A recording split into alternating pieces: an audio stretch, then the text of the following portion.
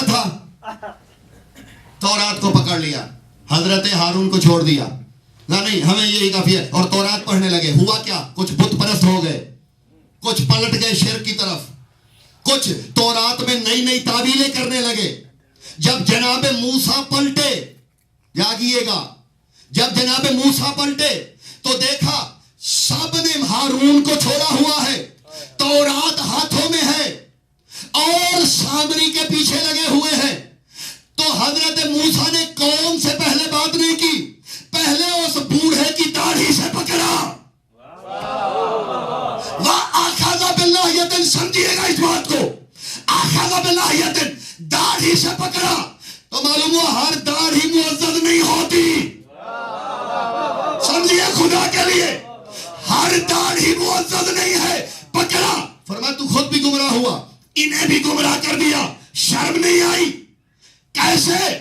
کہتا ہے میں خود جانتا ہوں تورات کی حقیقت کیا ہے. تعویلیں, اپنی طرف سے تعویلیں. تو حضرت موسیٰ نے فرمایا میں جو اپنا خلیفہ بنا کے گیا تھا, میں جو ہارون چھوڑ کے گیا تھا, اچھا یہ ہارون کے اپنے مقدر ہیں, ہر ہارون کو کوئی نہ کوئی بوڑھا سامری ضرور ٹکرتا ہے. گزارش سمجھ میں آ رہی ہے میرے لیے؟ یہ ہارون, میرے نبی نے فرمایا تھا یا علی انت منی بمنزلت ہارون من موسیٰ. تواتر کی روایت ہے نا, تواتر کی حدیث ہے, شیعہ سنی علماء نے لکھا ہے, یا علی تجھ کو مجھ سے وہی منزلت ہے جو ہارون کو موسیٰ سے تھی. تو دونوں ہارونوں کے ساتھ یہی ہوا. ایسا ہارون کے زمانے کے لوگوں نے بھی کتاب کو پکڑ لیا, پریشانی ہو گئی ہے. سبحان اللہ, سبحان اللہ. پکڑا یا نہیں پکڑا, نتیجہ تو میں نہیں دینے لگا, میں تو تاریخ کی جو بات ہے وہی دہرانے لگا ہوں. میں نے تو کل بھی کہا تھا پاکستان میں نے جانا ہے, پریشان آپ ہو گئے ہیں. وہاں فور شیڈول ہمیں دیکھنا پڑتا ہے اور پریشانی آپ کے چہرے سے. میں نے آگے نتیجہ نہیں دیا, میں نے تو تاریخ دہرائی ہے. ایک بندے نے کہا تھا حسبنا کتاب اللہ, ہمیں اللہ کی کتاب کافی ہے. میں نے تو تاریخ دہرائی ہے, نتیجہ تو نہیں دیا. نتیجہ جانے اللہ کی کتاب جانے, نتیجہ جانے قرآن جانے, نتیجہ جانے صاحبان غیرت لوگ خود فیصلہ کر لیں گے کہ نتیجہ کیا ہے. کیا کہا تھا؟ ہمیں اللہ کی کتاب کافی ہے, چھوڑ دیا علی کو. نتیجہ کیا نکلا؟ بار بار پلٹ کے آتے تھے, اس آیت کا کیا مطلب ہے, اس آیت کا کیا مطلب ہے. سمجھ میں. ایک بندے نے چوتھے امام سے پوچھا, چوتھے امام سے, کہ مولا اگر آپ کے دادا حقدار خلافت تھے تو جو ناجائز قابل سے انہیں مشورے کیوں دیتے تھے؟ بڑی دلیلیں علماء نے بتائی ہیں, لیکن حجت کی دلیل سننا چوتھے امام کی. مولا اگر نہیں تھے راضی تو مشورے کیوں دیتے تھے؟ فرمایا تو میرے پہلے ایک سوال کا جواب دے. جی مولا کیجئے. فرمایا اللہ فرعون سے راضی تھا؟ توجہ. کہا نہیں مولا. فرمایا پھر رزق کیوں دیتا تھا؟ سمجھئے گا, چوتھی حجت کی دلیل. اللہ فرعون سے راضی تھا؟ کہا نہیں. فرمایا پھر اللہ فرعون کو رزق کیوں دیتا تھا؟ مولا وہ رزاق جو ہوا. فرمایا سن, اللہ کا فرعون کو رزق دینا اس کے راضی ہونے کی دلیل نہیں, رزاق ہونے کی دلیل ہے. علی کا مشورے دینا راضی ہونے کی دلیل نہیں, مسجود علم ہونے کی دلیل ہے.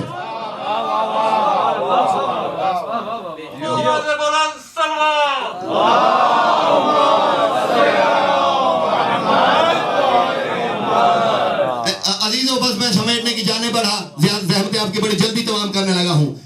اگر کتاب والے کو چھوڑ دیا جائے اور کتاب پکڑ لی جائے, لوگوں نے تو اتنی جلدی کی کہ جس پہ کتاب آئی تھی اس کا جنازہ بھی نہیں پڑھا. ایک مناظرہ ہوا تھا پاکستان میں, مبلغ اعظم مولانا اسماعیل,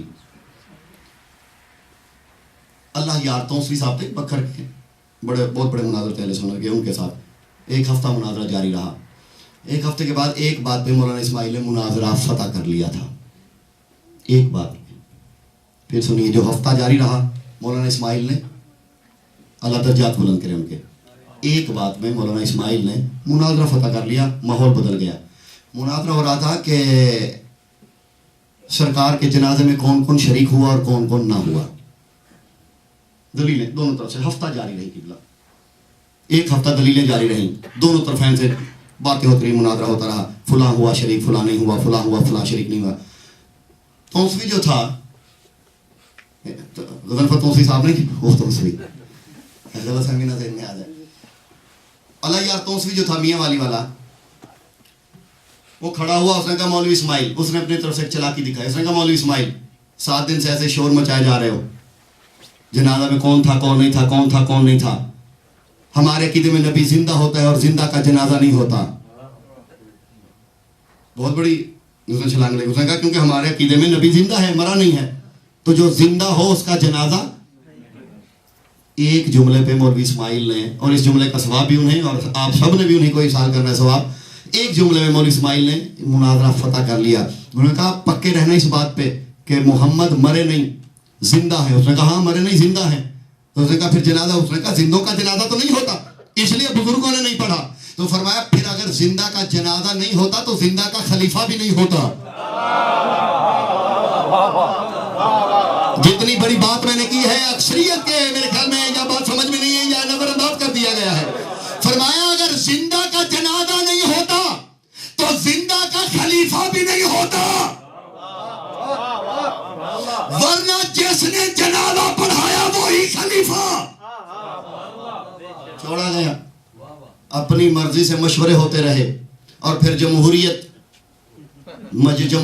مسنونہ کہا کرتا ہوں میں اسے، ایجاد ہو گئی.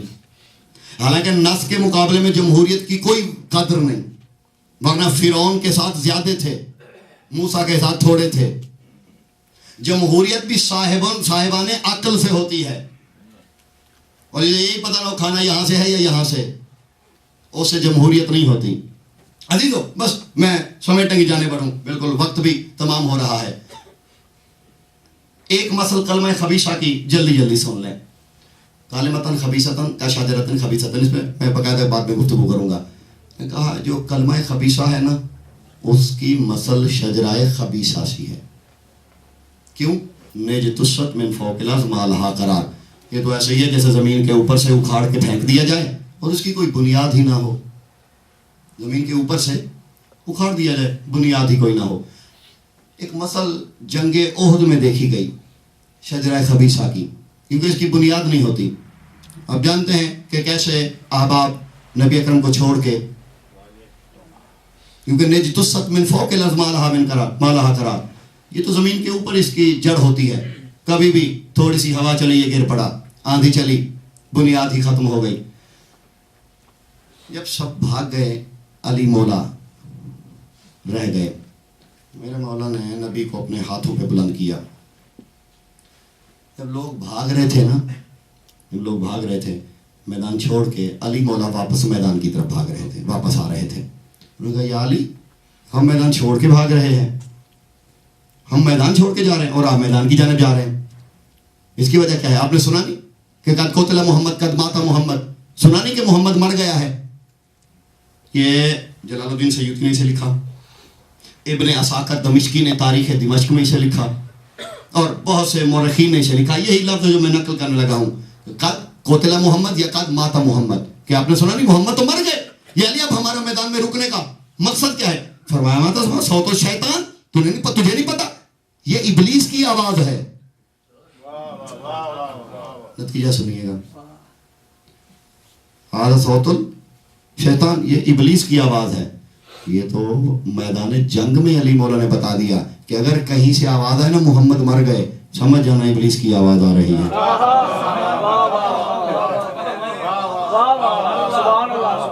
آباد رہیں، سلامت رہیں، میدان کی جانب، باقی چھوڑ کے بھاگ رہے ہیں. سرکار فرماتے ہیں تم تو یہ سن رہے ہو، میں یہ سن رہا ہوں کہ مجھے محمد مصطفیٰ کہہ رہے ہیں یا علی انصرنی، یا علی اغثنی. 4 ندائیں ہیں. یا علی جلدی میری مدد کو پہنچیے، یا علی اجدنی جلدی پہنچیے. میرے مولا نے ندا کا سنی نبی اکرم کی. ایک کلیہ ہے علم الاصوات کے، جو لوگ ماہر ہیں ان سے کبھی پوچھئے گا. وہ کہتے ہیں کہ الجنس و یمیل و الجنس. چند لمحے میں بھی خاموش ہوتا ہوں اور آپ بھی خاموشی اختیار کیجئے. یہ صحیح ہوگا مجلس میں؟ الجنس و یمیل و الجنس. وہ کہتے ہیں جنس کی رغبت جنس سے ہوتی ہے. گھوڑا ہنہنا رہا ہو تو گھوڑے کو پتا ہوتا ہے کیا کہہ رہا ہے. جو سمجھ پہنچ گئے ہیں انہیں میری طرف سے واہ. وہ خود لائق داد ہے جو حقیقت تک پہنچ گئے ہیں, اور جو نہیں پہنچے انہیں بھی میں نے لے کے جانا ہے. نوجوان دوستوں کو, بزرگ تو مجھ سے بہتر جانتے ہیں.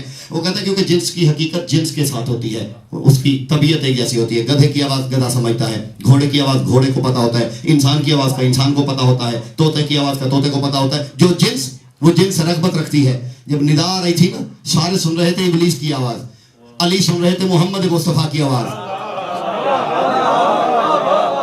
میں حضور والوں اس خوبصورت جملہ شاید نہ پھر کہہ سکوں, میں سب سن رہے تھے ابلیس کی آواز, اور علی اور چند ایسے لوگ سن رہے تھے نبی کی آواز. وجہ کیا تھی؟ الجنس و یمیل الی الجنس, جو جس کی جنس سے تھا وہ اسی کی آواز سن رہا تھا.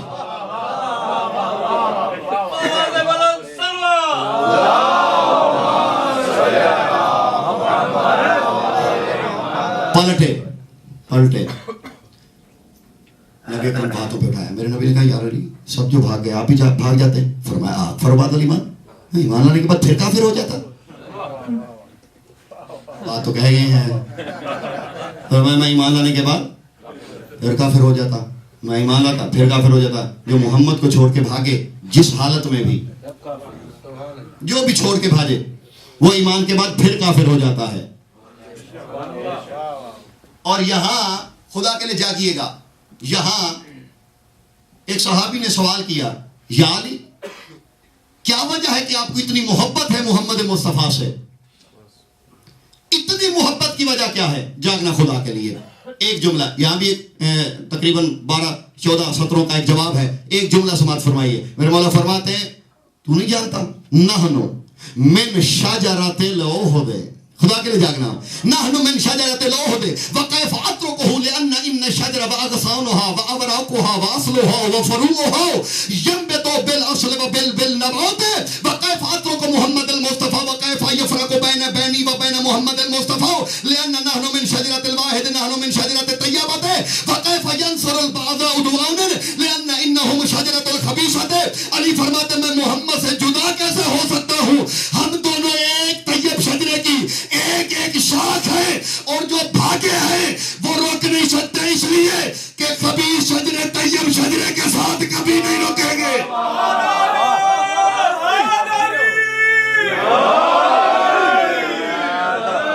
آباد رہیں.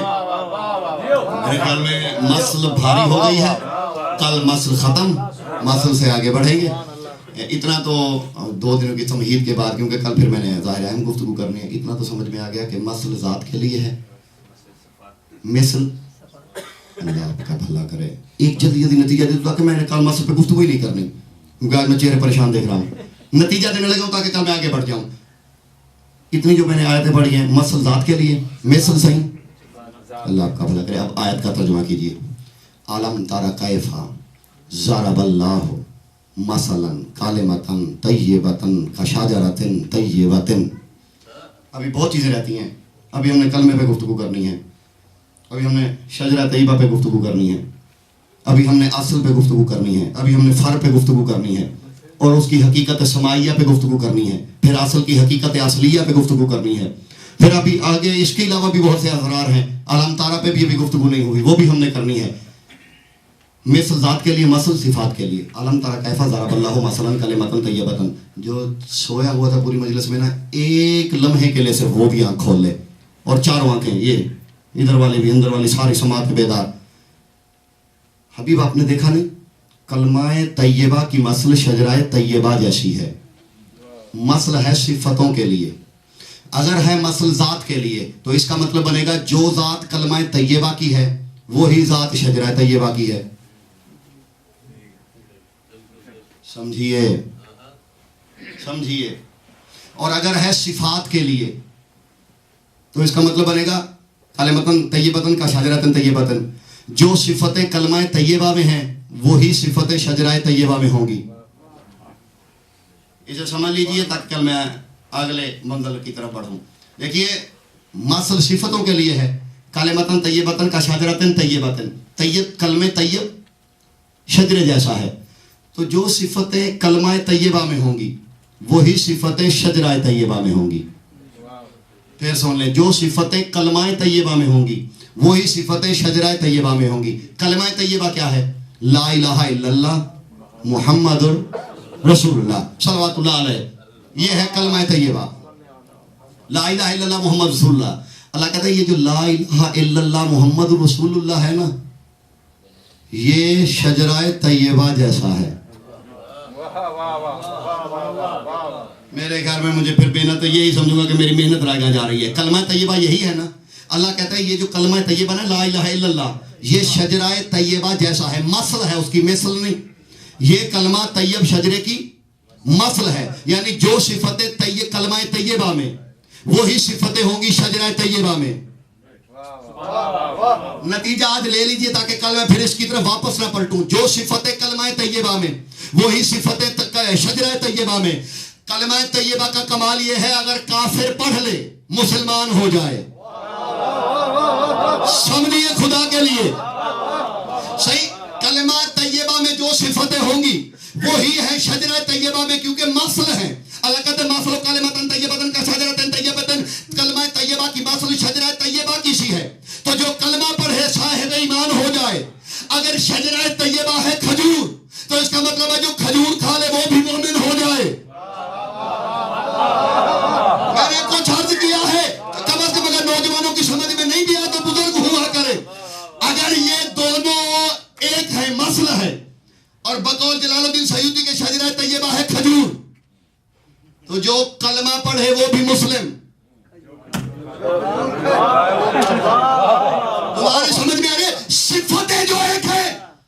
بس آخری لمحے میں میرا ساتھ ہے عزیزو، صفتیں جو ایک جیسی ہیں تو جو کلمہ پڑھے وہ بھی مومن.